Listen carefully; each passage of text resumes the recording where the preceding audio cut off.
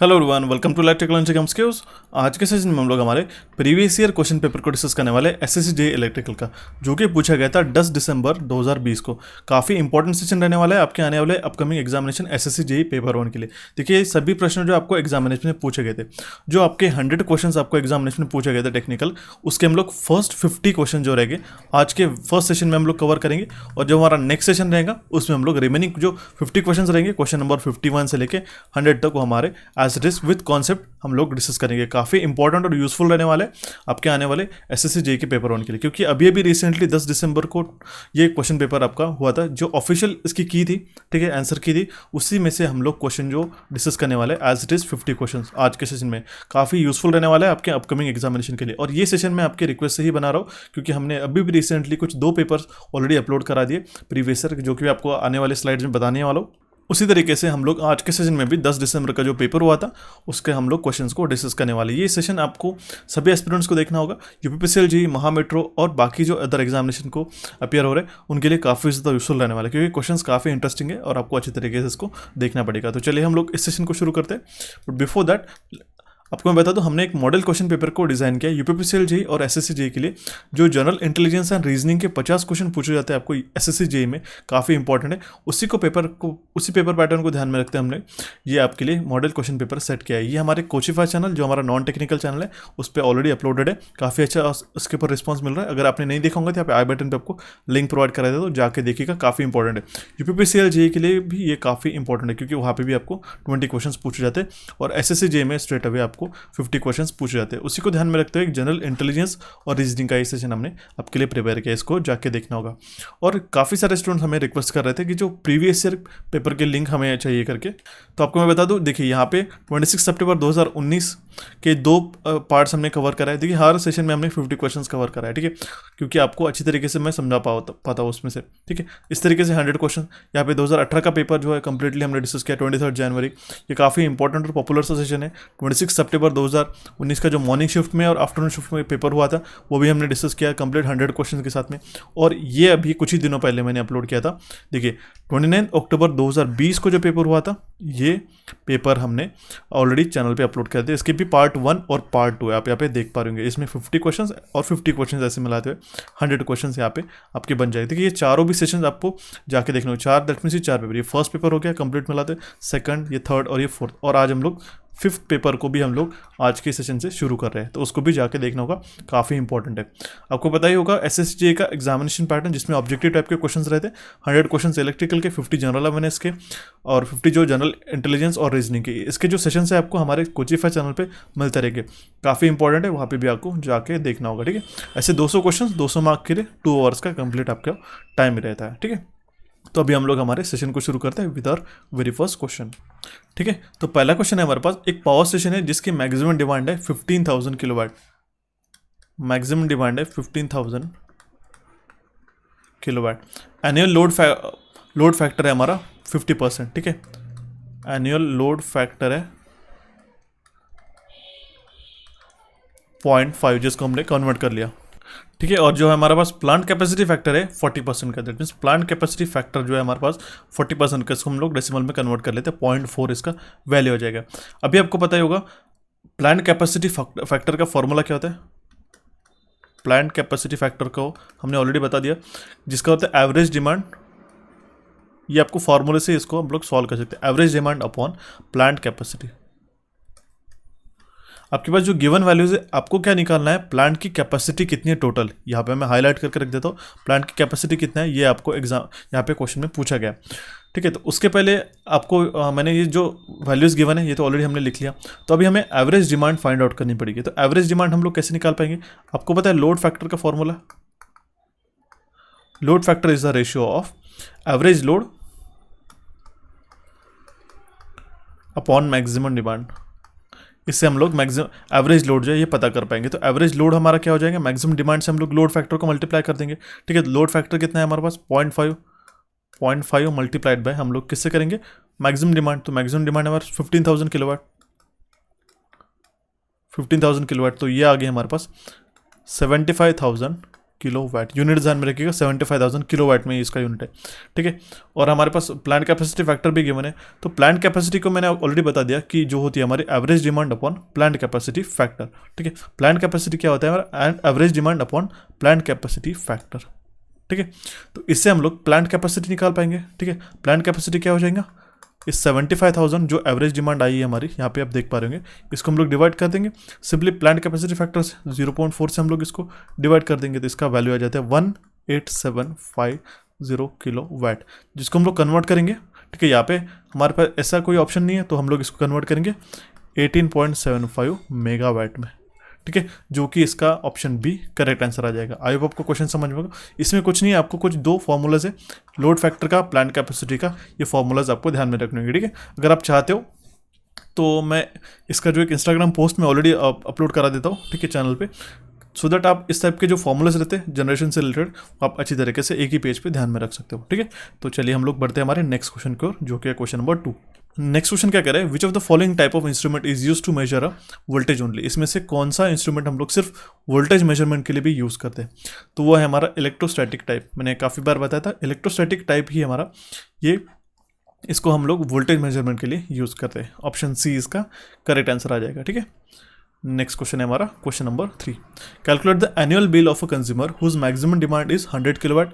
देखिए annual bill find out करना है कस्टमर का जिसका एमडी है, maximum demand 100 kilowatt, power factor है 0.8 लैगिंग, लोड फैक्टर है हमारा 0.60 that means 60%, tariff use as a 50, उनका टैरिफ का स्कीम कैसा देखिए 50 रुपीज़ पर KVA पर एनम है, ठीक है, और of maximum demand and plus 10 पैसे पर किलोवाट आवर कंज्यूम, प्लस हमारे पास एक्स्ट्रा अगर हम लोग कंज्यूम करेंगे तो 10 पैसे पर किलोवाट आवर के हमें देने पड़ेंगे। तो हम लोग सारे वैल्यूज यहाँ पे लिख लेते हैं। आप इससे नहीं क्या, एक बार पेपर को एनालाइज करके देखिए किस टाइप के क्वेश्चन पूछे जा रहे हैं आपको। 100 किलोवाट, ठीक है। हमारे पास में पावर फैक्टर कितना है, वो है हमारे पास 0.8 लैग, ओके। लोड फैक्टर कितना है हमारे पास, ठीक है, वो है हमारा 0.6, ठीक है। ये वैल्यूज हो गई हमारी। तो हमारे पास क्या गिवन है, टैरिफ यूज है हमारे पास जो कि 50 रुपीज़ पर KVA पर एनम है, ठीक है, प्लस हमारे पास 10 पैसे पर किलोवाट आवर के कंज्यूमशन के लिए भी लग रहे हैं। तो यूनिट्स कंज्यूम हम लोग कैसे निकाल पाएंगे, it will be equals to load factor multiplied by maximum demand multiplied by 8760। Annual की बात करें इसलिए हम लोग 8760 से उसको मल्टीप्लाई कर देंगे, ठीक है। तो इसमें हम लोग सारी वैल्यू सब्स्टिट्यूट करते हैं, 0.6 मल्टीप्लाइड बाय मैक्सिमम डिमांड कितना है हमारे पास 100 किलोवाट है, ठीक है, इंटू 8760। तो यूनिट्स कंज्यूम कितने आ जाएंगे हमारे पास 525600 यूनिट्स, ठीक है। ये आ गया हमारे पास यूनिट्स कंज्यूम। अभी हमारे पास क्या गिवन है, ठीक है, अभी हमें क्या निकालना है, KVA निकालना है, ओके। पर KVA की बात करें आप, KVA निकालेंगे हम लोग, it will be equals to kilowatt upon power factor.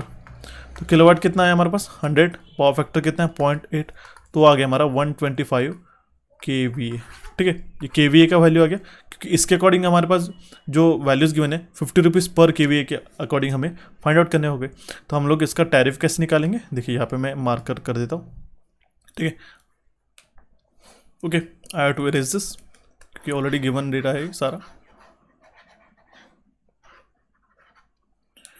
तो टैरिफ हमारा इस तरीके से आएगा, 125 को हम लोग किससे मल्टीप्लाई करेंगे, जो हमारा KVA है 50 रुपीज़ से, ठीक है, पर KVA, प्लस हमारे पास यूनिट कंज्यूम कितने हैं 525600 मल्टीप्लाइड बाय 10 पैसे दैट मीन्स 0.10, ठीक है। तो इसको अगर आप सम अप कर देते हो तो आपका वैल्यू आता है 58,810, ठीक है। ऑप्शन ए इसका करेक्ट आंसर आ जाएगा। देखिए इस टाइप के क्वेश्चंस आपको काफ़ी अच्छी तरीके से आने चाहिए। बेसिक से क्वेश्चंस होते हैं, 1 या 2 मिनट में आपका इसका आंसर आ जाता है, ठीक है। तो हम लोग बढ़ते हैं हमारे नेक्स्ट क्वेश्चन की ओर। नेक्स्ट क्वेश्चन क्या कह रहा है, the area of cross section of copper wire's 3 × 10⁻⁻6 metre square, it carries a current of 4.2 ampere, calculate the current density in the wire. Current density हमें फाइंड आउट करनी है, ठीक है। क्रॉस सेक्शनल एरिया कितना है 3 × 10⁻6 मीटर स्क्वायर, ठीक है। Current I का वैल्यू गिवन है हमारे पास 4.2 एम्पियर्स, ओके। तो करंट डेंसिटी हम लोग निकाल पाएंगे, J will be equals to I by small I by A। तो I कितना है हमारे पास 4.2 एम्पियर अपॉन एरिया कितना है 3 × 10⁻6, ठीक है, जो कि आ जाएगा 1.4 मल्टीप्लाइड बाय 10⁻⁶। अब इसका यूनिट क्या है, एम्पियर पर मीटर स्क्वायर। ये आ गया हमारा correct answer. Okay, option A इसका करेक्ट आंसर रहेगा। करंट डेंसिटी को हम लोग कैसे मेजर करते हैं, the amount of charge per unit time that flows through the unit area of chosen cross sectional, ठीक है, उसको हम लोग कहते हैं करंट डेंसिटी। ध्यान में रखिएगा, ऑप्शन ए इसका करेक्ट आंसर है। The next question is question number 5। The rate at which electrical energy supply to consumer is, जिस रेट पे इलेक्ट्रिकल एनर्जी सप्लाई की जाती है कंज्यूमर को, उसको हम लोग क्या कहते हैं, उसको हम लोग कहते हैं टैरिफ। ये तो टैरिफ ही होता है, ठीक है, टैरिफ हम लोग पे करते हैं, ठीक है, उस रेट पे। दैट मीन्स मान लो हमारे पास 5 रुपीज़ पर यूनिट अगर हम लोग पे करें, ये 5 रुपीज़ पर यूनिट क्या हो गया, ये हमारा टैरिफ ही हो गया, ठीक है। ऑप्शन बी इसका करेक्ट आंसर आ जाएगा। उसमें डिफरेंट टाइप भी रहते हैं, ध्यान में रखिए, simple, block rate, flat rate tariff, 2 part tariff भी रहता है उसमें, ठीक है, जिसमें किलोवाट अलग अलग टाइम पे, मैक्सिमम डिमांड पे और एनर्जी कंजम्पशन पे भी आपको चार्ज किया जाता है, ठीक है। नेक्स्ट क्वेश्चन है हमारा question number 6। With respect to the electric heating select the incorrect statement. Electric heating में इसमें से कौन सा स्टेटमेंट इनकरेक्ट है, इसकी एफिशिएंसी पुअर होती है क्या, नहीं है, ठीक है, इसकी एफिशिएंसी उल्टा ज़्यादा होती है। क्योंकि इलेक्ट्रिक हीटिंग में होता है कि बेसिक मेनली एक हमारे पास रजिस्टर रहता है, और रजिस्टर आपको पता है एनर्जी डिसिपेट करता है, ठीक है, हीट डिसिपेट करता है। आई स्क्वायर आर लॉस जिसको हम लोग कहते हैं, इस आई स्क्वायर आर लॉसेस में ही जो हमारी हीट जो है एक्सट्रैक्ट होती है, हीट हमें बाहर मिलती है, और इसी हीट को हम लोग यूटिलाइज करके इलेक्ट्रिक हीटिंग यूटिलाइज करते हैं, ठीक है। इसकी एफिशिएंसी काफ़ी ज़्यादा होती है, क्योंकि ये हमारा जो रजिस्टर जो बर्निंग होता है, ठीक है, जो हमारा ड्रॉप होता है इसमें जो हीट प्रोड्यूस होती है, आपको तो पता ही होगा रजिस्टर एक प्योरली पावर फैक्टर इसका कितना रहता है, 1 रहता है, ठीक है, इसकी एफिशिएंसी हमेशा ज़्यादा रहती है। ऑप्शन सी इसका इनकरेक्ट आंसर आ जाएगा। That means option C will be correct answer in this case. यहाँ पे इलेक्ट्रिक हीटिंग का एक चार्ट है जिसमें power frequency heating, high frequency heating के डिफरेंट टाइप्स है। Power frequency heating, resistance heating, arc heating, electron bombardment heating, ये power frequency heating के अंदर आते। उसी तरीके से हाई फ्रीक्वेंसी हीटिंग में इंडक्शन हीटिंग और डाइलेक्ट्रिक हीटिंग। ये चार्ट काफ़ी इंपॉर्टेंट है आपको, इसलिए मैंने यहाँ पे मेंशन किया, इसको अच्छी तरीके से आपको पढ़ना होगा, ठीक है। चलो अभी हम लोग पढ़ते हैं हमारे नेक्स्ट क्वेश्चन की ओर, क्वेश्चन नंबर 7, ठीक है। क्वेश्चन 7 क्या करें, what is the fundamental angular frequency of square wave with a period of 0.02 seconds. Fundamental angular frequency find out करनी है हमारे पास स्क्वायर वेव की, ठीक है, जिसका टाइम है 0.02 सेकंड्स। तो आपको पता होगा एफ होता है 1/t, frequency is inversely proportional to the time, तो हो जाएगा हमारा 1/0.02, इट विल बी 50 हर्ट्स। अभी हम लोग 50 हर्ट्स को कैसे कन्वर्ट करेंगे, आपको पता है ओमेगा हम लोग क्या लिखते हैं, ट्वाइस पाई एफ, ठीक है। तो हम लोग ओमेगा में जो हम लोग वैल्यू सब्स्टिट्यूट करेंगे 2 multiplied by pi multiplied bye 50, इसका करेक्ट आंसर आ जाएगा 100 पाई रेडियन पर सेकंड, ठीक है, 100 पाई रेडियन पर सेकंड। ऑप्शन सी इसका करेक्ट आंसर आ जाएगा, ठीक है। ओमेगा जो है हमारी एंगुलर फ्रीक्वेंसी है, ठीक है, रेडियन पर सेकंड में हम लोग जिसमें मेजर करते हैं, और फ्रीक्वेंसी एफ किस में हम लोग मेजर करते हैं, हर्ट्ज में। ये बात आपको ध्यान में रखनी होगी। नेक्स्ट क्वेश्चन है हमारा question number 8। The flow of small current during the reverse bias condition in the diode. देखिए डायोड में ये हो गया इसका एनोड और ये होगा कैथोड, ये हो गया हमारा फॉरवर्ड बायस, ठीक है। अगर हम लोग इसको चेंज कर देते, रिवर्स बायस कंडीशन में कनेक्ट कर देते, ठीक है, माइनस और ये प्लस, ठीक है, ये तो हो गया हमारा रिवर्स बायस कंडीशन, ठीक है, और ये हो गया हमारा फॉरवर्ड बायस कंडीशन में। तो रिवर्स बायस कंडीशन में जो करंट फ्लो होता है वो, उसको हम लोग क्या कहते हैं, लीकेज करंट रहता है। ऑप्शन डी इसका करेक्ट आंसर आ जाएगा, ठीक है। देखते हैं हमारा next question, question number 9। Select the correct answer with respect to given network. यहाँ पे एक नेटवर्क गिवन है और इससे रिगार्डिंग हमें करेक्ट जो केवीएल लॉ है यहाँ पे हम लोग लगा के इसका जो इक्वेशन है फाइंड आउट करना होगा। तो आपको पता होगा total voltage drop is equals to total voltage rise होता है, ठीक है, और यहाँ पे डायरेक्शन ऑफ ट्रैवल है, ठीक है, डायरेक्शन ऑफ ट्रैवल भी यहाँ पे गिवन है। तो हम लोग क्या कैसे करेंगे, यहाँ पे क्या है E1 और E2, ठीक है, तो हम लोग इसको लिखेंगे E1 minus E2 will be equals to I1 into R1, ठीक है, प्लस I2 इंटू R2, ठीक है, और I3 कुछ डायरेक्शन यहाँ पे जा रही है, उल्टी जा रही है, ठीक है, इसलिए हम लोग क्या करेंगे माइनस I3 इंटू R3। इस तरीके से I4 का भी डायरेक्शन इस तरीके से जा रही है, ठीक है, डायरेक्शन ऑफ करंट इसका अपोजिट है, ठीक है, डायरेक्शन ऐसा है और I3 का करंट ऐसा जा रहा है काउंटर क्लॉकवाइज, ठीक है। तो हम लोग इसको माइनस यहाँ पे लिख लेंगे, ठीक है, प्लस क्या हो जाएगा I4 इंटू R4, ठीक है। I4 का जो करंट है यहाँ पे आप देख पा रहे होंगे इसका डायरेक्शन किस तरीके से, इसको आप लोग सब्स्टिट्यूट कर लेते हो तो ऑप्शन हमारा सी जो है इसमें करेक्ट आंसर आ जाता है, ठीक है। जो E1 प्लस है, देखिए सारे वैल्यू जो है माइनस हो जाते हैं एक्सेप्ट दिस I3 और R3 जो हमारे पास यहाँ पे माइनस था। यहाँ पे LHS side that means left hand side अगर ये वैल्यूज चले जाते हैं तो, ठीक है, ऑप्शन सी इसका करेक्ट आंसर आ जाएगा। नेक्स्ट क्वेश्चन है question number 10, the overall efficiency of a steam power plant is defined as. Steam power plant की ओवरऑल एफिशिएंसी हम लोग किस तरीके से डिफाइन करते हैं। देखिए ध्यान में रखिएगा, ये ऐसा काफ़ी बार क्वेश्चन पूछा जाता है, overall efficiency is always less than the thermal efficiency, क्योंकि ओवरऑल एफिशिएंसी में हमारे पास जो अल्टरनेटर के लॉसेस रहते वो भी इंक्लूड होते हैं, जिसके 1% लॉसेस रहते हैं, ठीक है, वो भी इंक्लूड होते हैं हमारे, इसलिए हमारी जो थर्मल एफिशिएंसी रहती है वो ज़्यादा रहती है हमारी ओवरऑल एफिशिएंसी से। ये आपको काफ़ी बार एग्जामिनेशन में पूछा जाता है। और थर्मल एफिशिएंसी कितनी रहती है हमारे पास में स्टीम पावर प्लांट की, वो रहती है हमारे पास 30% की, ये आपको ध्यान में रखना होगा। और ओवरऑल एफिशिएंसी का फॉर्मूला पूछा जाए तो वो होता है, काफ़ी इंपॉर्टेंट, ध्यान में रखा, heat equivalent of electrical output to the heat combustion of a coal, ठीक है। ऑप्शन बी इस क्वेश्चन का करेक्ट आंसर आ जाएगा। देखते हैं अभी हमारे नेक्स्ट क्वेश्चन को, जो कि क्वेश्चन नंबर है 11, what is the resultant charge in a body whenever the number of protons equals to the number of electrons in it, ठीक है। what is the resultant charge in a body, यहाँ पे question में पूछा गया कि resultant charge क्या होता है एक बॉडी के अंदर जब हमारे पास नंबर ऑफ प्रोटॉन इक्वल हो जाते हैं नंबर ऑफ इलेक्ट्रॉन्स, तो उसका जीरो चार्ज होता है। ऑप्शन सी ध्यान में रखिएगा, number of electrons equals to number of protons हो गए तो हमारे पास जो उसके ऊपर चार्ज रहता है वो हमारा जीरो हो जाता है, क्योंकि आपको पता है यहाँ पे ये वैल्यूज ही ऑलरेडी गिवन है, तो ऑप्शन सी इसका करेक्ट आंसर आ जाएगा, ठीक है। Next question is question number 12। देखिए काफ़ी क्वेश्चंस ऐसे, देखिए मैं आपको बता दूं ये क्वेश्चन जो आपको आ रहा है जनरेशन टर्म्स से, ठीक है, plant capacity factor, load factor, diversity factor, इसके लिए एक सेशन में हमने एक UPPCL का जनरेशन एंड टर्म्स करके आपको मैं यहाँ पे लिंक पे आपको डिस्क्रिप्शन बॉक्स में प्रोवाइड कर दूँ, ये जाके देखिएगा आपके 100%, अगर आपको ये टर्म से रिलेटेड 5 से 6 क्वेश्चन आते हैं एग्जामिनेशन में तो आपके 100% वो क्वेश्चन बन जाएंगे, ठीक है। उसके ऊपर हमने न्यूमेरिकल्स भी डिस्कस किए और हमने ये कॉन्सेप्ट्स को भी डिस्कस किया। देखिए यहाँ पे सेम क्वेश्चन पूछा गया, plant capacity factor is the, plant capacity factor का रेशियो पूछा गया, ये हमारा ratio of average demand to the plant capacity हो जाता है। ऑप्शन डी इसका करेक्ट आंसर आ जाएगा, ठीक है। देखते हैं अभी हमारा नेक्स्ट क्वेश्चन। नेक्स्ट क्वेश्चन क्या करें हमारे पास, क्वेश्चन नंबर 13 है, prime mover used in a thermal power plant is. देखिए थर्मल पावर प्लांट में हम लोग प्राइम मूवर कौन सा यूज़ करते हैं, वो रहता है हमारा स्टीम टर्बाइन, ठीक है, जो इनपुट प्रोवाइड कराता है, ठीक है, अल्टरनेटर को, वो है हमारा स्टीम टर्बाइन। ऑप्शन बी इसका करेक्ट आंसर आ जाएगा, ठीक है। और ये फ्रांसिस टर्बाइन आपको याद ही होगा, ये कहाँ पे यूज़ होता है हमारा हाइड्रो में, ठीक है, जहाँ पे फ्रांसिस का अप्लाइन टर्बाइन हम लोग उसमें यूज़ करते हैं, ठीक है। और हाई हेड के लिए देखिए यहाँ पे मैं अगर हाइड्रो की बात आई, हाई हेड की अगर आपको क्वेश्चन पूछा गया तो आप क्या मार्क करके ना इम्पल्स, ठीक है। लो हेड मीडियम अगर पूछा गया तो आप उसको फ्रांसिस, ये आता है। और लो हेड की अगर आपको बात आती है तो उसमें हम लोग फ्रांसिस टर्बाइन यूज़ करते हैं और कापलान टर्बाइन ये यूज़ करते हैं। काफ़ी बार मैंने आपको एक्सप्लेन भी करा दिया, ठीक है, ध्यान में रखिएगा। ऑप्शन बी इसका करेक्ट आंसर आ जाएगा। जो जनरेटर रहता है हमारे पास, ठीक है, उसके लिए प्राइम जो हमारा रहता है वो रहता है हमारा स्टीम टर्बाइन। ऑप्शन बी इसका करेक्ट आंसर आ जाएगा।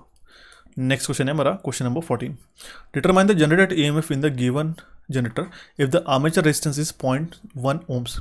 आर्मेचर रेजिस्टेंस है हमारे पास 0.1 ओम्स का, ठीक है। टर्मिनल वोल्टेज कितना है हमारे पास 230 वोल्ट, हम लोग सारी वैल्यूज लिख लेते हैं, V is equal to 230 volt है, ठीक है। जनरेटेड वोल्टेज का फॉर्मूला क्या रहेगा हमारे पास, EG will be equal to V plus जो ड्रॉप हो रहे आर्मेचर में IA इंटू RA, ठीक है।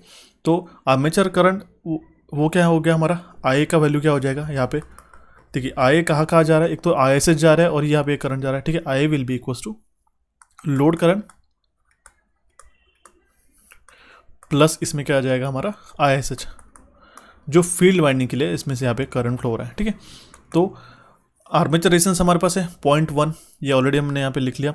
फील्ड रेजिस्टेंस भी यहाँ पे गिवन है 50 ओम्स का, ठीक है। तो ISH का वैल्यू क्या हो जाएगा हमारा V अपॉन RSH, ठीक है। इसमें वैल्यू सब्स्टिट्यूट करते हैं, 230 बाय RSH का वैल्यू कितना है 50, तो it will be equals to 4.6 ISH का वैल्यू आ गया हमारे पास एम्पियर्स, ओके। और हमारे पास लोड करंट ऑलरेडी गिवन है, तो आई का वैल्यू हम लोग यहाँ पे निकाल लेते हैं. Let me change the colour so that you would get confuse while solving this. ठीक है, तो 450 प्लस हमारे पास ISH का वैल्यू क्या आ गया हमारा 4.6 एम्पियर्स. तो IA का वैल्यू आ गया हमारा जो कि हमारा 454.6 एम्पियर. ठीक है, ध्यान रखिएगा 454.6 एम्पियर, क्योंकि हमने एडिशन करा दिया. अब EG का वैल्यू हम लोग यहाँ पे निकाल पाएंगे. टर्मिनल वोल्टेज कितना है 230 वोल्ट प्लस IA का वैल्यू कितना है हमारे पास. ठीक है, 454.6 मल्टीप्लाइड बाय RA का वैल्यू कितना है 0.1. ठीक है, तो इसलिए इसका करेक्ट आंसर आ जाएगा 275.47 हम लोग इसको निकाल पाएंगे. ठीक है, ऑप्शन डी इसका करेक्ट आंसर आ जाएगा. अप्रॉक्सीमेट 275.46 वोल्ट इसका करेक्ट आंसर आ जाएगा. ठीक है, अभी हम लोग बढ़ते हैं हमारे नेक्स्ट क्वेश्चन की ओर. Question number 15. The illumination at a point on a working plane is directly below the lamp is to be 80 lumens per meter square. The lamp gives 80 cp uniform below the horizontal plane. Determine the height at which lamp is suspended. ठीक है, तो हमें height कितनी होनी चाहिए उस lamp पे हम लोग सस्पेंड करेंगे उसकी. ठीक है, ये ऐसा हमें क्वेश्चन में पूछा गया. ठीक है, तो इसके लिए कुछ टर्म्स आपको पता होनी चाहिए. ठीक है, CP क्या होता है, वो होता है हमारा ल्यूमिनस फ्लक्स, कैंडल पावर जिसको हम लोग कहते हैं अपॉन सॉलिड एंगल. ठीक है, इल्यूमिनेशन क्या हो गया हमारा,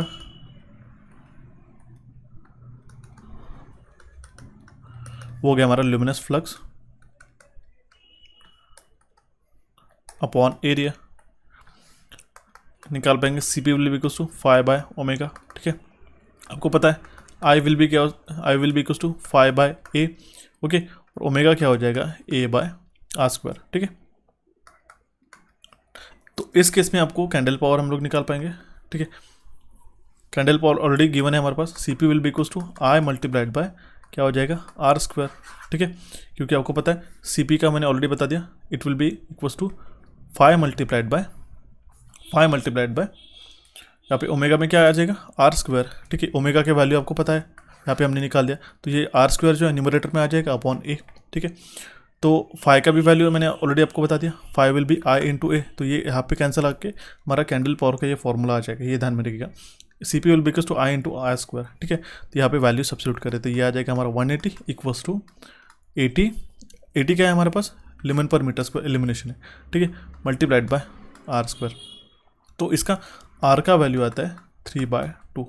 ठीक है, विच इज़ 1.5 मीटर्स इसका करेक्ट आंसर आ जाएगा.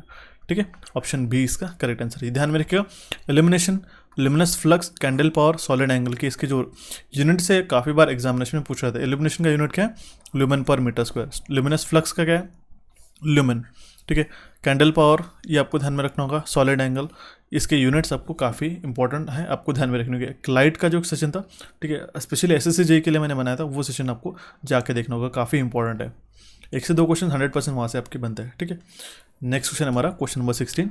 What is the relation between magnetic flux density and a magnetic field strength. Magnetic flux density और फील्ड स्ट्रेंथ का क्या रिलेशन है, वो है हमारा B is equals to mu into H. ठीक है, B क्या होगी हमारी मैग्नेटिक फ्लक्स डेंसिटी होगी और H क्या होगी हमारी स्ट्रेंथ होगी, और म्यू क्या है हमारा ये रिलेटिव परमेबिलिटी है. ठीक है, ऑप्शन A इसका करेक्ट आंसर आ जाएगा.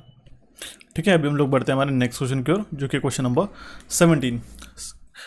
नेक्स्ट क्वेश्चन क्या कह रहा है हमारे पास, एक अल्टरनेटर है जो सप्लाई कर रहा है load of 300 kilowatt at 0.6 power factor lagging. 0.6 power factor lagging पे 300 किलोवाट का एक सप्लाई कर रहा है लोड एक अल्टरनेटर. अगर हमारा पावर फैक्टर है रेस किया गया यूनिटी पे, पावर फैक्टर अगर हमारा यूनिटी हो गया तो how many more kilowatts can alternator supply for the same QVA loading. देखिए हमारे पास पावर फैक्टर कितना है 0.6. अगर हमने उसको यूनिटी पावर फैक्टर कर दिया तो कितना वो सप्लाई कर पाएंगे. सिंपल है, देखिए लॉजिकल है इसको. P will be equals to S multiplied by cos theta. ठीक है, cos फाइव, दैट मीन्स हमारा cos फाइव का पावर फैक्टर है, तो P हमारा क्या आ जाएगा, P हमारे पास क्या गिवन है 300 किलोवाट है. ठीक है, cos फाइव है हमारे पास 0.6 ऑलरेडी गिवन है. ठीक है, तो S का वैल्यू क्या आ जाएगा हमारे पास. ठीक है, दैट मीन्स अपरेंट पावर क्या आ जाएगा हमारे पास S will be equals to, ठीक है, P will be equals to S cos of 5. That means VA cos of 5, यही तो हो गया हमारा एक्टिव पावर. ठीक है, और S का अगर हमें वैल्यू निकालना होगा तो हम लोग क्या करेंगे 300 डिवाइडेड बाय पावर फैक्टर 0.6 से हम लोग डिवाइड कर देंगे तो आ जाएगा हमारे पास 1 kVA 500 kVA। देखिए 500 kVA तो अपेरेंट पावर आ गया। अगर हमने सिंपली अगर यहाँ पे बोला गया अगर हमारा यूनिटी पावर फैक्टर है तो हम लोग यूपीएफ दैट मीन्स हमने इसको 1 से मल्टीप्लाई करेंगे तो इसका करेक्ट आंसर क्या आ जाएगा, ठीक है, 500 इंटू 1 विच इज़ 200, ठीक है, 200 किलोवाट, ठीक है, P will be equals to 200 kilowatt. अब यहाँ पे क्वेश्चन खत्म नहीं होता।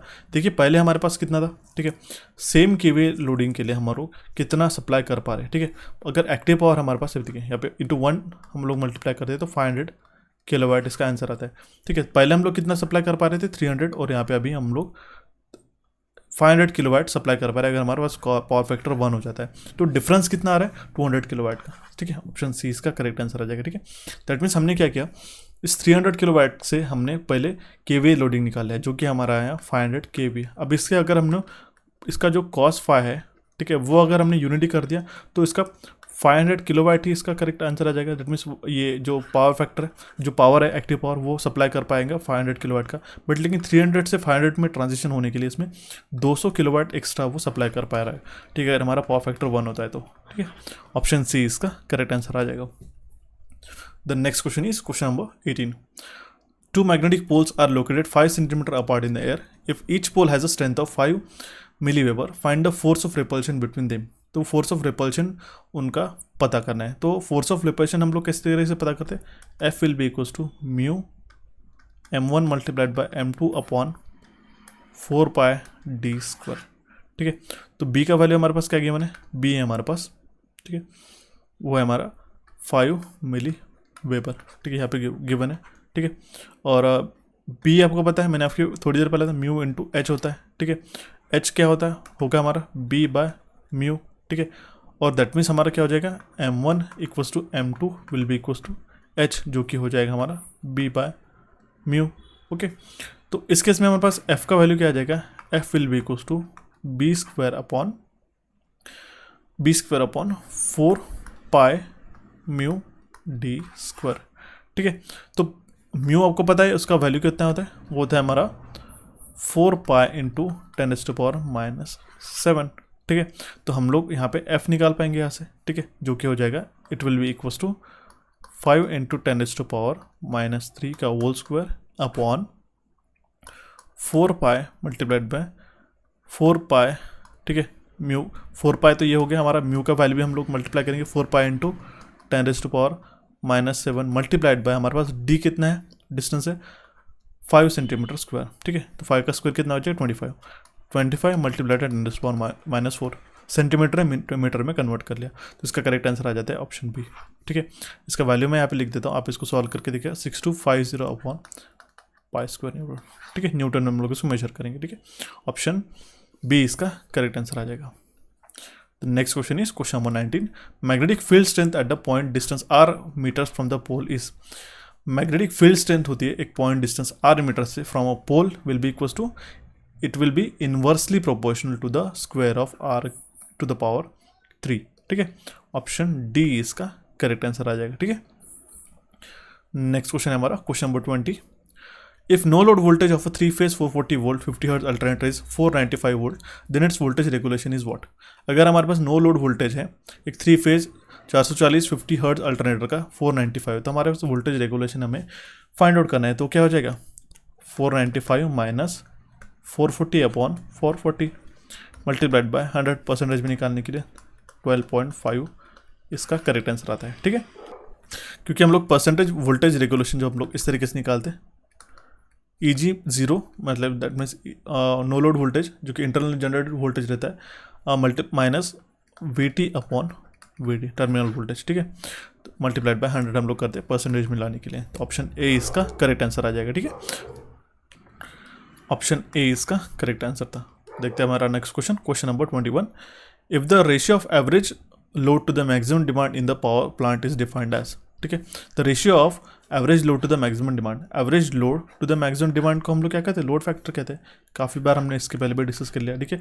यहाँ पे आपको 3 से 4 क्वेश्चन इस टॉपिक के ऊपर जनरेशन के हैं, आपको एग्जामिनेशन में पूछने को मिले, ठीक है, प्रीवियसली। तो आपको ये टॉपिक आपको अच्छी तरीके से ध्यान से पढ़ के जाना होगा, ठीक है। Average load upon maximum demand को हमारा फॉर्मूला क्या, इसका रेशियो क्या रहता है, उसी को हम लोग कहते हैं लोड फैक्टर, ठीक है, जो कि हमारा डेली भी रह सकता है, मंथली, एनुअली, एक पीरियड का भी रह सकता है पर्टिकुलर, ठीक है। और इससे क्या पता चलता है, ये ध्यान में रखिएगा, ओवरऑल कॉस्ट पर यूनिट।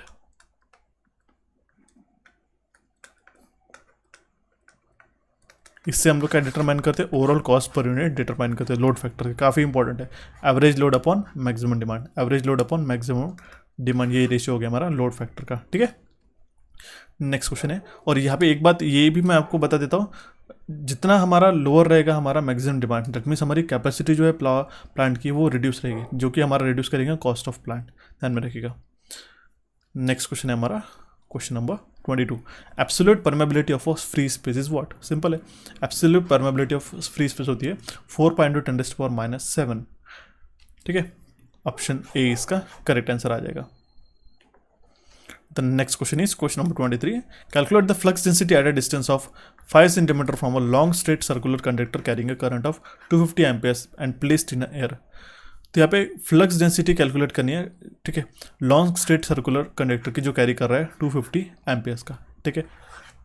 कुछ इस तरीके से मान लो, ठीक है। यहाँ पे इसका डिस्टेंस है 5 सेंटीमीटर का, ठीक है। सेंटीमीटर को हम लोग को कन्वर्ट करना होगा 5 × 10⁻² करके मीटर में, ठीक है। आई का वैल्यू ऑलरेडी गिवन है। B will be equals to क्या हो जाएगा, μ0 मल्टीप्लाइड बाय एच, ठीक है, which will be equals to μ0 × I by twice pi R, it will be equals to 4 pi × 1 by twice pi R. तो हम लोग क्या मल्टीप्लाई करेंगे, 4 पाई, μ0 का वैल्यू हम लोग यहाँ पे सब्स्टिट्यूट कर देते हैं, यहाँ पे हम लोग लिख लेते हैं 4 पाई × 10⁻⁷ मल्टीप्लाइड बाय आई का वैल्यू कितना था, इट इज़ आई, ठीक है, 250 upon twice pi multiplied by R का वैल्यू कितना है 5 × 10⁻² मीटर में कन्वर्ट करने के लिए, ठीक है। तो इसका वैल्यू क्या आ जाएगा, ठीक है, 10⁻³ okay, 10⁻³ weber per metre square, ठीक है। ऑप्शन सी इसका करेक्ट आंसर आ जाएगा। अभी हमारे पास में ये काफ़ी बार एग्जामिनेशन में पूछा जाता है, अगर हमारे पास flux density long straight wire की पूछी तो बी का फॉर्मूला होता है μ0 I by twice pi R tesla, ठीक है। अगर सोलेनॉइड के पूछी गई तो B will be equals to μ0 n I by L होती है टेस्ला में, सोलेनॉइड की वैल्यू होगी। और अगर हमारे पास कॉइल की पूछी गई तो B will be equals to μ0 n I by twice R tesla, ठीक है। डेंसिटी टेस्ला में हम लोग मेजर करते हैं, ठीक है, जिसको हम लोग क्या कहते हैं, वेपर पर मीटर स्क्वायर भी कहते हैं। तो ये सारी चीज़ें आपको ध्यान में रखनी होगी। ऑप्शन सी इसका करेक्ट आंसर था। देखते हैं हमारा next question, question number 24, the number of electrons present in 1 coulomb of charge is equals to what, ठीक है। 1 कूलम ऑफ चार्ज में कितने नंबर ऑफ इलेक्ट्रॉन्स प्रेजेंट रहते हैं, तो वो रहता है 625 × 10⁻16, ठीक है। ऑप्शन बी इसका करेक्ट आंसर आ जाएगा। और चार्ज ऑन 1 इलेक्ट्रॉन्स वो कितने रहते हैं, 1.6 मल्टीप्लाइड बाय 10⁻⁻19 कूलम। ये आपको कुछ वैल्यूज ध्यान में रखनी होगी, ठीक है। ऑप्शन बी इसका करेक्ट आंसर है, ओके, ध्यान में रखिएगा। एक करंट फ्लो हो रहा है हमारे कंडक्टर से, that means 625 multiplied by 10⁻16 electrons flow हो रहा है पर second across the cross sectional area of the conductor, ध्यान में रखिएगा। यूनिट्स आपको ध्यान में रखनी होगी। ऑप्शन बी इसका करेक्ट आंसर आ जाएगा। नेक्स्ट क्वेश्चन है हमारे पास question number 25, determine the supply current in the given network, take the voltage drop during the forward bias condition is 0.3 volt. Forward bias condition में हमारे पास 0.3 वोल्ट का voltage drop है, ठीक है। तो हमारे पास सप्लाई करंट कितना है हमें फाइंड आउट करना होगा, ठीक है। तो जो वोल्टेज ड्रॉप है ड्यूरिंग फॉरवर्ड बायस वो तो ऑलरेडी हमारे पास गिवन है 0.3, ठीक है। दैट मीन्स जो कि हमारा नी वोल्टेज है, तो I will be equals to क्या हो जाएगा हमारे पास 12 minus 0.3, I will be equals to 12 minus 0.3 जी, अगर हम लोग करंट ऐसा फाइंड आउट करते तो, ठीक है। 12 माइनस 0.3 अपॉन 2 + 4, ठीक है। इससे पहले तो आपको मैं इस सर्किट को रीड्रॉ करके बताता, इसको हम लोग कुछ इस तरीके से रीड्रॉ करेंगे, ठीक है, क्योंकि रिवर्स बायस में चला जाएगा D1।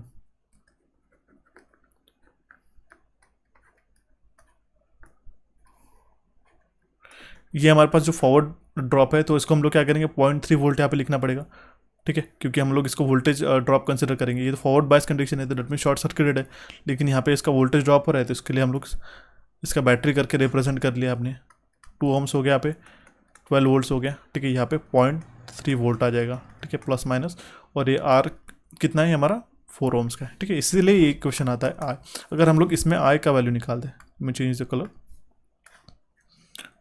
ठीक है, तो वो आ जाएगा हमारा 12 माइनस 0.3, यहाँ पे सप्लाई माइनस हो जाएगा, 2 एडिशनल यहाँ पे बैटरी सोर्सेस कनेक्टेड है तो एंटी पैरेलल, 2 + 4, इसका रेजिस्टेंस कितना है 2 ohms और यहाँ पे 4 ohms, तो आई का वैल्यू आता है इसमें 11.7/6 एम्पियर। इसको आपको कन्वर्ट करने की ज़रूरत नहीं, सेम वैल्यूज आपको गिवन है, ऑप्शन डी इसका करेक्ट आंसर आ जाता है, ठीक है। कुछ फैक्ट्स मैं आपको रिगार्डिंग टू दिस डायोड बता देता हूँ। डायोड का सिंबल कुछ इस तरीके से आता है, ठीक है, ये हो गया इसका एनोड, ये हो गया कैथोड।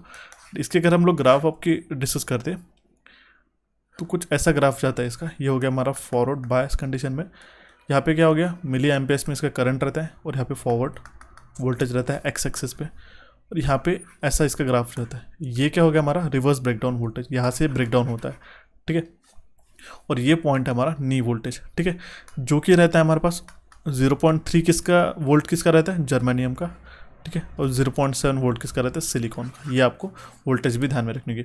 और सिलिकॉन के लिए जो है देखिए लीकेज करंट जो रहता है ये यहाँ पे, ये पोर्शन ध्यान से सुनिएगा, ठीक है, इस सेशन को आपको बिल्कुल भी स्किप नहीं करना है, काफ़ी इंपॉर्टेंट से चीज़ें मैं आपको बताता रहता हूँ। ये जो लीकेज करंट है इसका जो वैल्यू रहता है वो लेस दैन 20 माइक्रो एम्पियर रहता है, किसके लिए सिलिकॉन के लिए, ठीक है, और अगर आपको जर्मेनियम का पूछा गया तो 50 माइक्रो एम्पियर्स रहता है, ठीक है, जी के लिए, ये आपको ध्यान में रखना है, ओके। ऑप्शन डी इस क्वेश्चन का करेक्ट आंसर था, ठीक है। देखते हैं अभी हमारा next question, question number 26, determine the currents X and Y in the given network. X and Y के करंट हमें यहाँ पे फाइंड आउट करने के लिए बोला गया है, ओके। तो हम लोग एक फर्स्ट लूप और सेकंड लूप में हम लोग इसमें दोनों भी लूप में इक्वेशंस लिख लेते हैं। तो फर्स्ट लूप में हमारे पास क्या आ जाएगा, ठीक है, और इस पे फर्स्ट लूप कौन सा हो जाएगा, देखिए यहाँ पे ये लूप हो गया हमारा फर्स्ट लूप, ठीक है, और सेकंड लूप हमारा कुछ इस तरीके से आ जाएगा, ठीक है,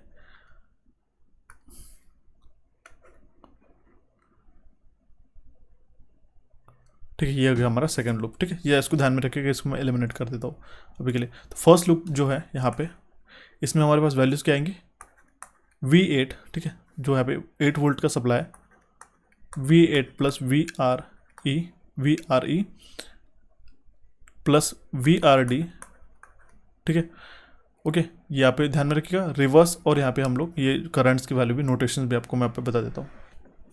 यहाँ पे ध्यान में रखिएगा ये हो गया हमारा RD और ये हो गया हमारा RB, ठीक है। तो इक्वेशन में क्या आ जाएगा V8 plus VRE first loop की अगर हम लोग बात करते तो, ठीक है, विल बी इक्वल्स टू 0। इसमें हमारे पास वैल्यू क्या आ जाएगी 8 वोल्ट का कितना आ जाएगा -8, अगर ये डायरेक्शन में कंसिडर करते तो, प्लस XY, ये करंट आ जाएगा इसमें से x plus Y multiplied by 10, ठीक है, ये 10 ohms का इसका रेजिस्टेंस, प्लस VRD कितना है हमारे पास, ठीक है, y, okay, y multiplied by 1, ठीक है, ये आ जाएगा हमारा y, ये इसमें से जो करंट फ्लो हो रहा है, ठीक है, ये आ जाएगा हमारा फर्स्ट इक्वेशन, ओके। इसको हम लोग फिर से सॉल्व करें तो ये हमारा इक्वेशन कोई इस तरीके से आएगा 10x plus 11y plus equals to 8, ये हमारा फर्स्ट इक्वेशन आएगा। देखिए आपको मैं यहाँ पे सॉल्व करके नहीं बता रहा हूँ ड्यू टू टाइम कंस्ट्रेंट, ठीक है, ये फर्स्ट इक्वेशन यहाँ पे आप ध्यान में रखिएगा। उसी तरीके से हम लोग सेकेंड लूप में इसका इक्वेशन जो हमने अपर लूप बताया था लूप 2 में, उसका इक्वेशन हम लोग निकालते हैं, तो वो हो जाएगा V12, ठीक है, V12 plus VRE plus VRB equals to 0, ठीक है। तो V12 कितना -12 प्लस इसमें से करंट कौन सा फ्लो हो रहा है, ठीक है, x प्लस वाई, यहाँ से अगर आ रहा है तो x plus Y multiplied by 10, ठीक है, और यहाँ पे क्या हो जाएगा 2x इंटू 2 इंटू एक्स, ठीक है, it will be equals to 0। तो इसका इक्वेशन क्या आ जाएगा 12x plus 10y equals to 12। ये दोनों भी इक्वेशन आप सॉल्व करके देख लेते हो तो आपको x और y का वैल्यू आ जाता है, ठीक है। तो x का वैल्यू यहाँ पे आता है जो क्या आता है 13/8 और y का वैल्यू आता है यहाँ पे -3/4, ठीक है। इसलिए इसका करेक्ट आंसर आ जाता है ऑप्शन ए। ध्यान में रखिएगा, इक्वेशन ही सॉल्व कर लिए। देखिए एक्स और वाई जो है ये करंट्स है, ठीक है। सिंपली यहाँ पे आपको ध्यान में रखिए एक्स और वाई जो है ये करंट फ्लो है इस ब्रांच में से, ठीक है, इस ब्रांच। और यहाँ पे टोटल करंट कितना आ रहा है x + y। इसका कोई अल्टरनेट मेथड भी है, उससे भी हम लोग एक बार सॉल्व करके देख लेंगे नेक्स्ट सेशन में, ठीक है। तो फिलहाल इस क्वेश्चन का करेक्ट आंसर है ऑप्शन ए। देखते हैं हमारा next question number 27। Let phi be the phase angle between the line current and the line voltage and alpha be the load angle. The per phase mechanical power developed by the synchronous motor is. Per phase mechanical power develop कितना हो जाएगा synchronous motor का, उसका correct answer आ जाएगा option D, EB multiplied by V upon access sine of alpha. ध्यान में रखना होगा, ऑप्शन डी इस क्वेश्चन का करेक्ट आंसर है। The next question is question number 28। The algebraic sum of a products of a current and resistance in each of the conductor in any closed path in a network plus algebraic sum of EMFs in that path will be 0। Option B इसका correct है, standard definition है, ठीक है। Algebraic sum of product of current and resistance एक branch में in any close path in a network plus algebraic sum of all the EMF, जितना EMF रहता है और जितना ड्रॉप होता है वो इक्वल रहता है, तो इसका जो इक्वेशन आएगा वो 0 रहेगा, ठीक है। ऑप्शन बी इसका करेक्ट आंसर आ जाएगा, केवल जिसको हम लोग कहते हैं। Next question is question number 29. In alternator, the ratio of vector sum of induced EMF per coil to the arithmetic sum of induced EMF per coil is defined as, it is defined as the pole pitch। Option B इसका correct answer आ जाएगा, जिसको हम लोग कहते हैं KP will be equals to cos of alpha by 2, ठीक है। नेक्स्ट क्वेश्चन है हमारा question number 30। The sine waveform produces the dash disturbance in electrical circuit and the smoothest and is the smoothest and dash, ठीक है। Sign waveform produce करती है हमारी least disturbance, सबसे कम डिस्टर्बेंस हमारी साइन वेव, इसलिए हम लोग साइन वेव हम लोग काफ़ी जनरली यूज़ करते हैं हमारी सारी एप्लीकेशंस के लिए, ठीक है। और वो है हमारी इफिशिएंट वेवफॉर्म है, ऑप्शन सी इसका करेक्ट आंसर आएगा, ठीक है। काफ़ी इंपॉर्टेंट, इसलिए हम लोग स्क्वायर, ठीक है, जिगजैग इस टाइप के पैटर्न हम लोग इसको यूज़ नहीं करते। 80% ऑफ योर पावर सिस्टम जिसमें हमारे पास इंडक्शन मोटर रहता है, तो उसकी इफिशियंसी जो रहती है इंडक्शन मोटर की वो देखी गई है कि हमारे साइन वेव से ही काफ़ी ज़्यादा आती है, इसलिए हम लोग ये काफ़ी जनरली यूज़ करते हैं, ठीक है। नेक्स्ट क्वेश्चन है हमारा question number 31। In an ammeter the deflecting torque is proportional to the current passing through it and the instrument has a full scale deflection of 80 degree for a current of 5 ampere. What is the deflection will occur for a current of 2.5 ampere when the instrument is spring control। अगर हमारे पास spring control instrument है तो उस case में deflection कितना आएगा हमें question में पूछा गया है, ठीक है। I1 का वैल्यू गिवन है हमारे पास 5 एम्पेयर्स का, θ1 का वैल्यू गिवन है 80 डिग्री का, ओके। I2 का वैल्यू है हमारे पास 2.5 एम्पेयर्स का, तो θ2 कितना होगा ये हमें क्वेश्चन में पूछा गया। आपको पता होना चाहिए जो डिफ्लेक्टिंग टॉर्क रहता है वो डायरेक्शनल प्रोपोर्शनल रहता है करंट से, ठीक है, ध्यान में रखिएगा, ओके। PMMC इंस्ट्रूमेंट की अगर हम लोग बात करते तो that is I is directly proportional to theta, तो I1 upon I2 will be equals to θ1 upon θ2। इस वैल्यू में हम लोग सारे सब्स्टिट्यूट करते हैं। I1 का value 5 ampere upon I2 2.5, θ1 80 degree upon θ2, ठीक है। ये हो जाएगा 2 डिवाइडेड बाय 2, तो हमारे पास 40 डिग्री इसका करेक्ट आंसर आ जाएगा θ2 का। Option D will be correct answer in this case, ठीक है। देखते हैं हमारा next question, question number 32। Steam power plant में जो कंडेंसेट रहता है हमारा फ्रॉम कंडेंसर, वो कहाँ से क्या के लिए यूज़ किया जाता है, ठीक है। हमारे पास ऐसा क्वेश्चन पूछा गया। In steam power plant the condensate from the condenser is used. जो कंडेंसेट रहता है हमारे कंडेंसर का, देखिए कंडेंस हुई हुई जो स्टीम रहती है उसी को हम लोग कहते हैं कंडेंसेट, ठीक है। वो किसके लिए यूज़ करते हैं, वो हम लोग फीड वाटर के लिए यूज़ करते हैं, जिससे हमारी एफिशिएंसी बनते और पानी का हम लोग कम इस्तेमाल इसमें कर सकते हैं, सो दैट हमारी एफिशिएंसी बढ़ सके। देखिए as a feed water to the boiler, boiler को जो पानी की रिक्वायरमेंट रहती है, जो कंडेंसेट रहता है, ठीक है, जो ड्रॉपलेट्स होने के बाद जो उसमें उसका पानी में कन्वर्जन हो जाता है, वो एज हम लोग फीड वाटर यूज़ करते हैं बॉयलर में, ठीक है। ऑप्शन बी इसका करेक्ट आंसर आ जाएगा, ठीक है। नेक्स्ट क्वेश्चन है question number 33। A moving coil ammeter has a spring given a control constant of 0.2 multiplied by 10⁻⁶ Newton meter degree. If the deflecting torque on the instrument is 24 into 10⁻⁶ Newton meter, find the angular deflection of the pointer. Angular deflection of the pointer हमें question में पूछा गया, ठीक है। काफ़ी important सा question है।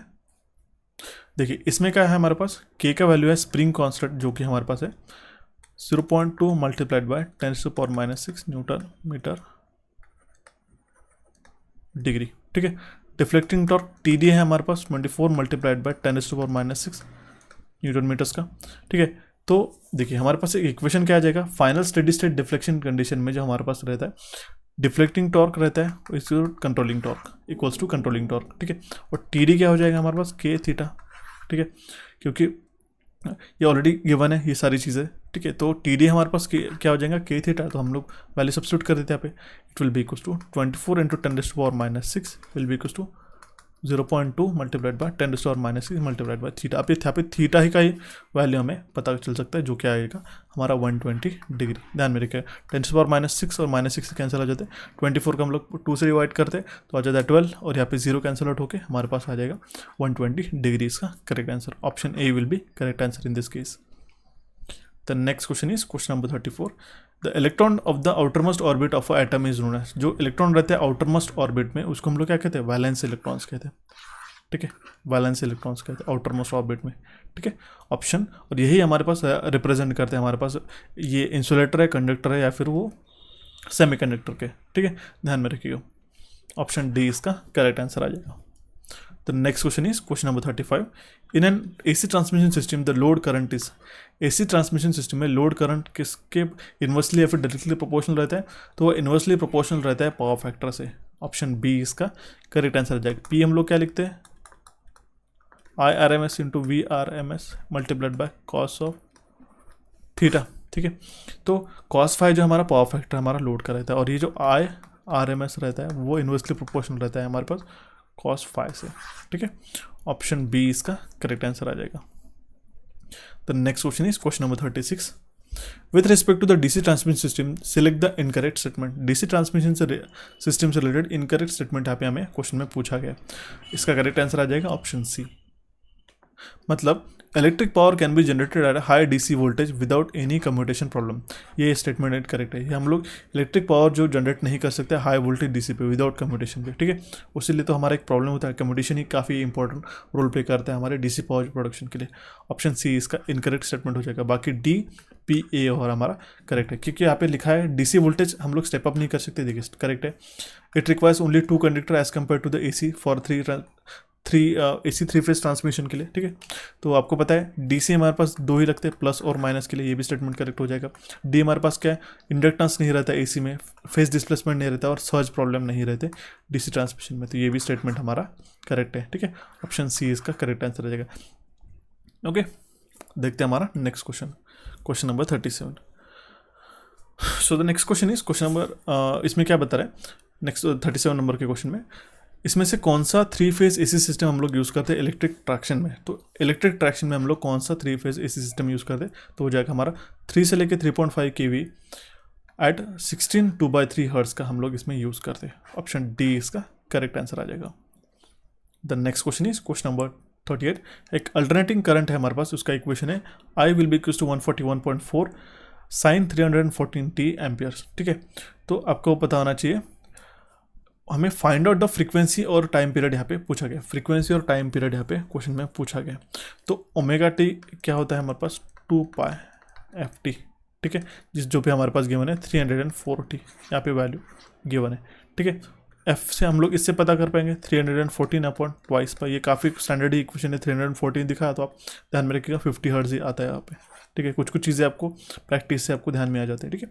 और हमारे पास टी हम लोग निकाल पाएंगे तो 1/f हो जाएगा, तो 1/50 विल बी 0.02 सेकंड्स, ठीक है, सिंपल है। ऑप्शन ए इसका करेक्ट ना चाहिए, 50 हर्ट्ज आए तो टाइम ध्यान में रखिएगा 0.02 सेकंड्स ही आता है, ठीक है। ऑप्शन ए इसका करेक्ट आंसर आ जाएगा। The next question is question number 39।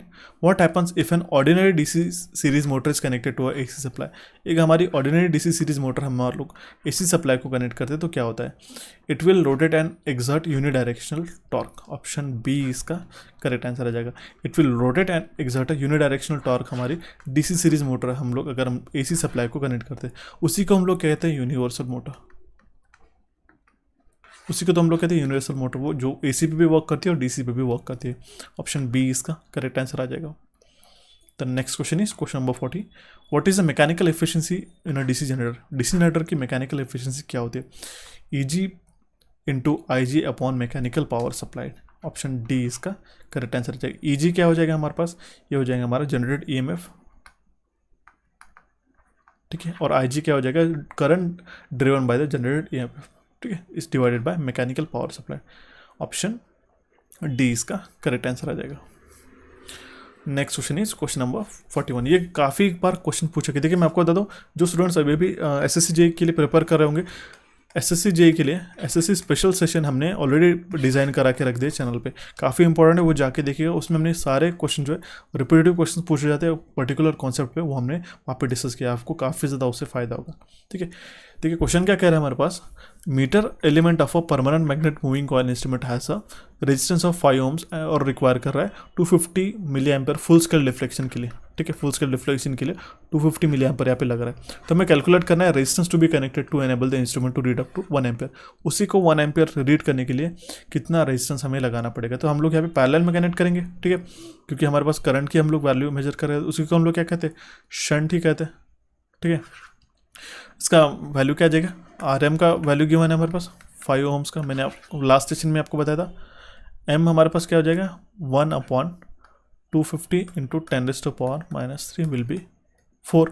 ठीक है, और आर एस एच का वैल्यू क्या आ जाएगा इसमें। ठीक है, देखिए क्या होता है, आर एस सी को हम लोग कैसे फाइंड आउट करते हैं, दैट मीन शंट, यहाँ पे सीरीज को हम लोग फाइंड आउट करें, शंट को फाइंड आउट करें। ठीक है, जिससे हम लोग हमारे मीटर का रेंज एक्सटेंड कर रहे हैं, एमीटर को रेंज एक्सटेंड कर रहे हैं, जिसको हम लोग कहते हैं शंट, जो कि लो रेजिस्टेंस वैल्यू रहता है। उसको हम लोग क्या कहते हैं, आर एम अपॉन, ठीक है, m-1। ठीक है, जिसको हमारा मल्टीप्लाइंग फैक्टर। ठीक है, तो m का वैल्यू आ जाएगा 1/250 इंटू 10⁻³ जो कि आ गया 4। आर एस एच का वैल्यू आ जाएगा 5/4 - 1, 5/3 ohms का, जिसमें हम लोग कनेक्ट करेंगे। ठीक है, पैरेलल में। ठीक है, सीरीज में कनेक्ट करना है पैरेलल में, तो हमें पैरेलल में कनेक्ट करें, क्योंकि हम लोग करंट एमीटर की बात कर रहे हैं यहाँ पे। ठीक है, ऑप्शन बी इसका करेक्ट आंसर हो जाएगा। और यहाँ पे सीरीज की अगर बात करी जाती है वोल्ट मीटर की, तो उसका भी फॉर्मूला ध्यान रखिएगा, RM/m-1। अभी ये m क्या है आपको मैं बता दूँ, ये है हमारा मल्टीप्लाइंग फैक्टर, जो कि हमारे पास required full scale deflection upon जो हमारा इनिशियल फुल स्केल डिफ्लेक्शन का ये रेशियो होता है हमारा m, ध्यान में रखिएगा। ठीक है, देखते हैं अभी हमारा next question, question number 42। What is the RMS value of induced EMF per turn in a transformer. RMS value क्या है इंड्यूस्ड ईएमएफ पर टर्न एक ट्रांसफार्मर के अंदर की, तो ऑप्शन बी इसका correct answer 4.44 FYM into V. ठीक है, ऑप्शन बी इसका करेक्ट आंसर आ जाएगा। ठीक है, वी दैट मीन्स ये इट्स नोटेड, मैंने गलती से आपको वी बता दिया। 4.44 FYM। ठीक है, वोल्ट्स में हम लोग इसमें मेजर करते हैं RMS value of EMF per turn. ठीक है, ऑप्शन बी इसका करेक्ट आंसर आ जाएगा। ठीक है, then the next question is question number 43। A generating station which convert the heat energy of a coal combustion into electrical energy is classified as, उसको हम लोग क्लासीफाई करते हैं as a thermal power plant में। ठीक है, option B इसका correct answer रहेगा। जो कन्वर्ट करता है हीट एनर्जी कोल कंबशन, जो कोयला हमारा जलता है उसकी जो हीट एनर्जी कन्वर्ट करता है इलेक्ट्रिकल एनर्जी, ऐसा थर्मल पावर प्लांट ही हमारा करता है। ऑप्शन बी इसका करेक्ट आंसर आ जाता है। काफ़ी सिंपल सा क्वेश्चन पूछा गया था। ठीक है, then the next question is question number 44। The maximum current in a sinusoidal AC circuit is 10 ampere. What is the instantaneous current at 30 degree. देखिए क्वेश्चन काफ़ी इंपॉर्टेंट है। एक हमारे पास मैक्सिमम करंट है साइनोसॉइडल एसी सर्किट का 10 amperes का, उसका 30 डिग्री पे कितना होगा। आपको करंट का इक्वेशन पता होना चाहिए, I of T will be equals to I M sine of omega T. ठीक है, तो आई ऑफ टी क्या कौन सी वैल्यू रहती है, होती है हमारी इंस्टेंटेनियस वैल्यू, कोई भी टाइम पे इंस्टेंटेनियस वैल्यू। ओमेगा क्या होता है हमारा एंगुलर फ्रीक्वेंसी, आई एम होता है हमारा मैक्सिमम करंट। ठीक है, तो आई एम का वैल्यू हमारे पास 10 एम्पियर का गिवन है। ठीक है, ओमेगा टी का वैल्यू है 30 डिग्री, तो इसमें हम लोग सब्स्टिट्यूट करेंगे आई एम साइन ऑफ 30, तो इसका करेक्ट आंसर आ जाएगा। साइन 30 क्या होता है 0.5। ठीक है, 10 इंटू 0.5 विल बी 5 एम्पियर। ठीक है, ऑप्शन ए इसका करेक्ट आंसर आ जाएगा। ठीक है, the next question is question number 45। Determine the source voltage V S. यहाँ पे सोर्स वोल्टेज का वैल्यू पूछा गया है वी एस। ठीक है, ठीक है, किरचॉफ वोल्टेज लॉ हम लोग यहाँ पे लगाएंगे। ये किस पे रहता है, किस पे बेस्ड रहता है, कन्वर्जन ऑफ एनर्जी। ठीक है, इंपॉर्टेंट है ये कन्वर्जन ऑफ एनर्जी। उसी तरीके से केसीएल का भी ध्यान में रखना होगा आपको। अकॉर्डिंग टू द केवीएल हम लोग इसमें वीएस का अगर हम लोग वैल्यू निकालते हैं, इस वीएस का वैल्यू निकालना होगा, तो क्या हो जाएगा वीएस प्लस 30। ठीक है, इस डायरेक्शन में चलते हैं, माइनस हमारे पास 50। देखिए कोई भी आप कंसिडर कर सकते हैं, नो वरीज, -20 प्लस यहाँ पे 10 आ जाएगा। ठीक है, विल बी इक्वल्स टू 0। ठीक है, तो वी एस का वैल्यू आ जाएगा यहाँ पे 30 वोल्ट, सिंपल है, ठीक है, काफ़ी आसान सा क्वेश्चन यहाँ पे पूछा गया था। ऑप्शन सी इसका करेक्ट आंसर आ जाएगा। एक तो आप राइजिंग को प्लस कंसिडर कर सकते हो या फिर आप राइजिंग को माइनस कंसिडर कर सकते हो, डिपेंड करता है अल्टीमेटली इक्वेशन सेम ही आना है, ठीक है। देखते हैं हमारा next question, question number 46। Magnetic field strength is quantified in terms of, magnetic field strength हम लोग किस में टर्म करते हैं, एन बाय वेबर, ठीक है, N by weber. Option A इसका करेक्ट आंसर आ जाएगा। Okay, that means newton per weber, ठीक है, N by W B. Option A इसका करेक्ट आंसर आ जाएगा।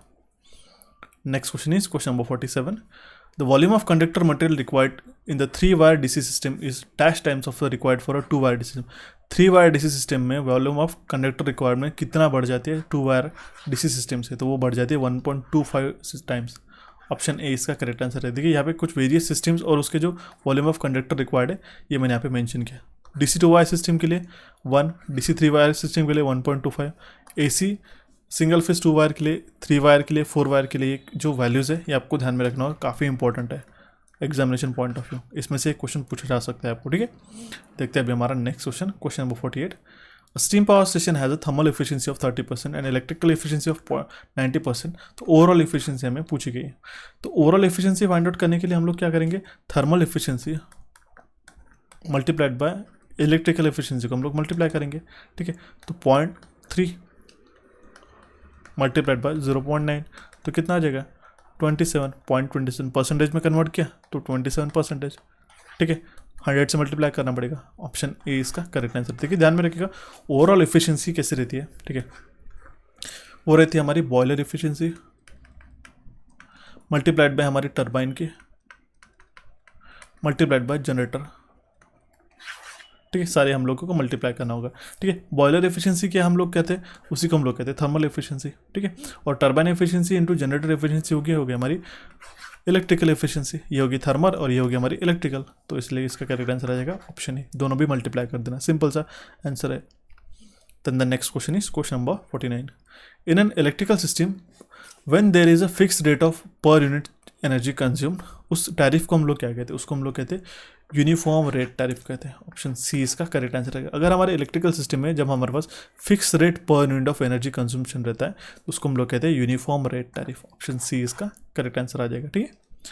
Then the next question of our session is question number 50। DC generator में जब भी हमारा रोटेटिंग आर्मेचर कॉइल हमारे पैरेलल रहते हैं to the lines of flux. अब ये क्वेश्चन इंपॉर्टेंट है, वेरी इंपॉर्टेंट है, ध्यान में रखिए। उस केस में क्या रहता है, उस केस में हमारे जो flux link with the coil वो हमारे मिनिमम रहते हैं और rate of change of flux linkage वो मैक्सिमम रहता है। उसी rate of change of flux linkage को हम लोग क्या कहते हैं, इंड्यूस्ड वोल्टेज,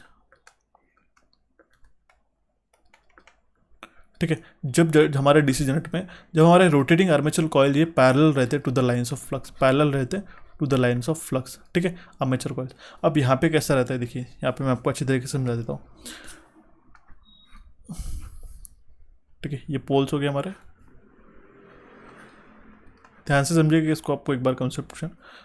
ये हमारी पोजीशन होगी, ये होगी हमारी 1, ठीक है। इसको इरेज कर देते, ठीक है। ये इस पोजीशन पे हो गया हमारा 1, ये पोजीशन पे हो गया हमारा 2, ये पोजीशन पे हो गया हमारा 3, ये हो गया हमारा 4, ये 5, ये 6, 7, ये होगा 8। अब ये हो गया हमारी लाइंस ऑफ फ्लक्स, ठीक है। ये हो गया हमारा नॉर्थ और ये हो गया साउथ, ठीक है। अब ध्यान से समझिएगा, ये जो है हमारा ये है armature rotor, armature conductor rotor, ठीक है। आर्मेचर कंडक्टर रोटर है, ठीक है। और ये हमारे मैग्नेटिक फील्ड बायसिंग है, ये जो ग्रीन कलर का मैंने बताया ये मैग्नेटिक फील्ड बायसिंग है। इसका कुछ ग्राफ इस तरीके से आता है, ठीक है, ओके।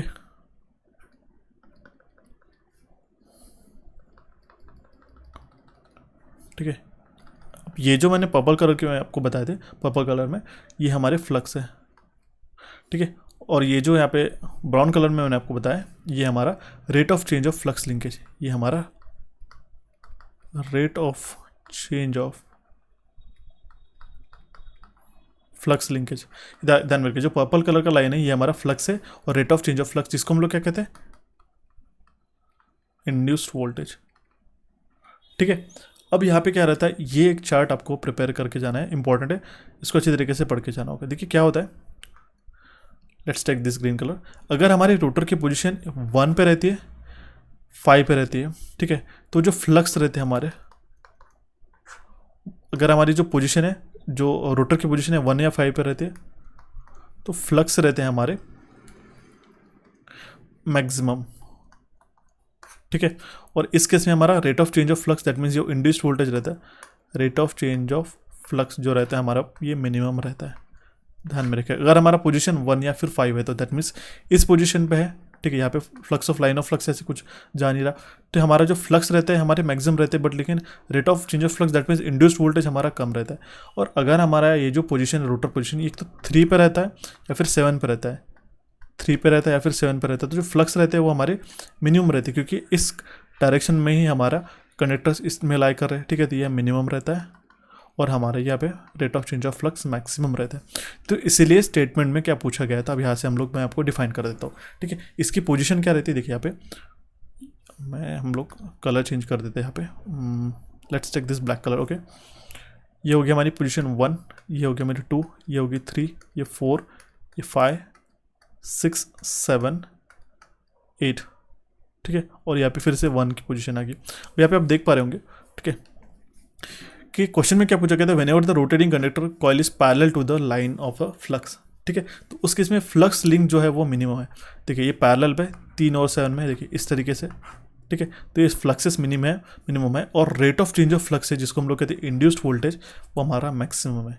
इसलिए हमने इस क्वेश्चन का आंसर क्या बताया था आपको, ऑप्शन बी। आई होप आपको क्वेश्चन समझ में होगा, काफ़ी इंटरेस्टिंग और इंपॉर्टेंट क्वेश्चन था, ठीक है। इस तरीके से आपको कॉन्सेप्ट्स को ध्यान में रखना होगा। तो ये थे हमारे कुछ 50 क्वेश्चंस, ठीक है, फर्स्ट 50 क्वेश्चंस हमने आज के सेशन में डिस्कस कर लिए, ठीक है। इसका सेशन में जो नेक्स्ट सेशन है वो जल्दी से जल्दी अपलोड कराता हूँ, जिसमें हम लोग क्वेश्चन नंबर 51 से लेके 100 क्वेश्चन ऐसे टेक्निकल के 100 क्वेश्चन हम लोग उस सेशन में कवर अप करा देंगे, ठीक है। आई होप आपको आज का सेशन समझ में आएगा। हमारे चैनल इलेक्ट्रिकल इंजीनियरिंग MCQs और कोचिफाई को यहाँ पे आप क्लिक करके सब्सक्राइब कर सकते हैं, नोटिफिकेशन बेल को भी क्लिक करिएगा। टेलीग्राम चैनल ज्वाइन करिए, इसकी लिंक आपको डिस्क्रिप्शन बॉक्स में प्रोवाइड कर देता हूँ। साथ ही साथ हमारे इंस्टाग्राम पेज पे भी आप हमें फॉलो कर सकते हैं। कोई भी दिक्कत आती है तो प्लीज़ हमें कमेंट बॉक्स में कमेंट करते हुए चलेगा। So guys, for the next time I will see you and have a nice day.